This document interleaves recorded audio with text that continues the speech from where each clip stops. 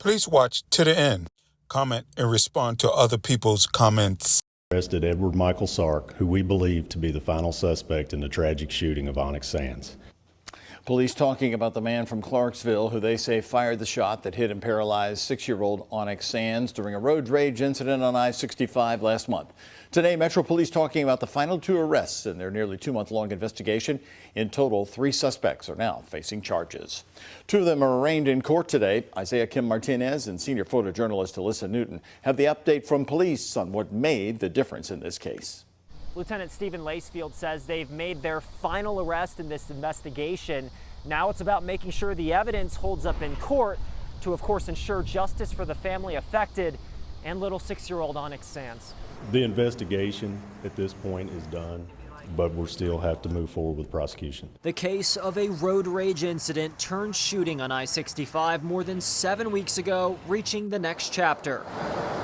Newly released LMPD video showing the arrest of Edward Sark, the man they say is responsible for putting this innocent little girl, Onyx Sans, in a wheelchair. This is an allegation of firing shots at an occupied vehicle. Both Sark and fellow suspect Shelby Bisconer standing before a judge Wednesday. I'm just ready for us to go on to the next chapter and tackle whatever challenges may come. Onyx's mother, China Sans, uplifted by her daughter's energy following release from the Fraser Rehab Institute weeks ago. Now, her life and the lives of her family have been affected forever. Into the WDRB newsroom, LMPD just moments ago talked about the 2 new arrests made in the road rage shooting that paralyzed a 6-year-old girl. WDRB's Amanda Roberts tells us the new details we've just learned. Amanda? Yeah, Chris, federal and LMPD agents stood together today, proud to say that this investigation came to an end with community help and tireless investigation after they arrested these 2. We will not stand by and allow those who use violence to harm our community. ATF stands with LMPD, and together we are committed to making Louisville a safer place to work and live. Agents and officers say that it was Edward Sark who is on the right side of your screen. He was the main aggressor, they say. Today, he and a co-defendant went before a judge for assault and wanton endangerment charges. Police say that the night of July 10th, a group of motorcycles was speeding and weaving in and out of traffic on I-64 near Outer Loop. Court documents say that Bisconer, Shelby Bisconer, who was the other co-defendant, was riding on the back of the motorcycle that Edward Sark was driving. Documents say that Sark fired at the SUV that the 6-year-old was riding and shooting out the back glass, paralyzing her.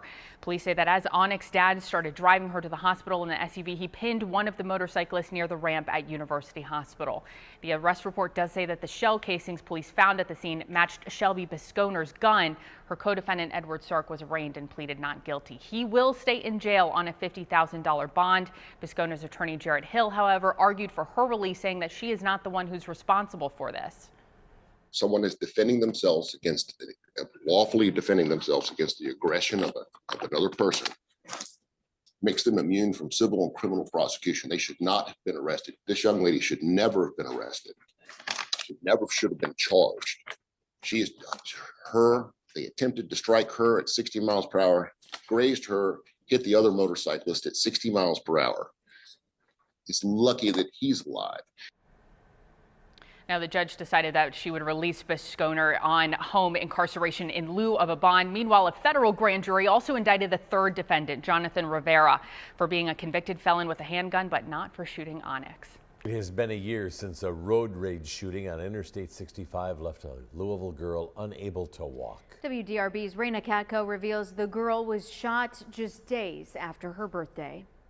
Onyx Sans turned 7 years old on Monday. The celebration had to be bigger and better than ever before for this little girl who's overcome so much. I'm strong. My name is Onyx.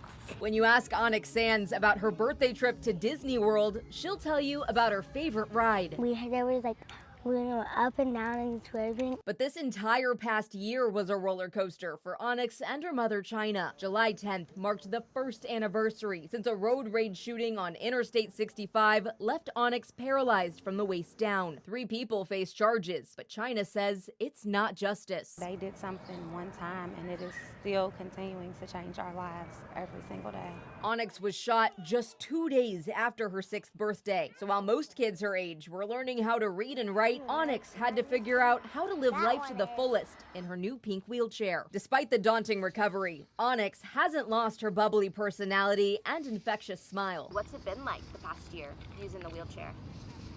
Fun. She rolls with the punches.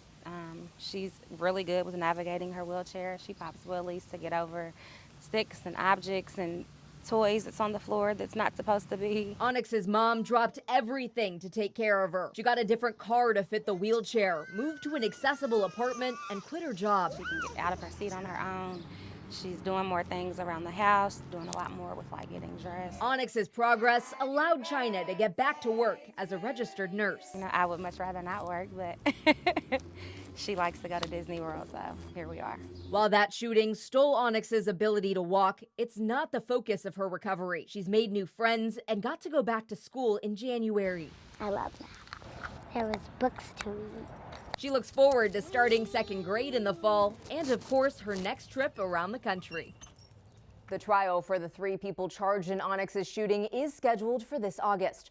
Reporting with photojournalist Frank Stamper, Raina Katko, WDRB News.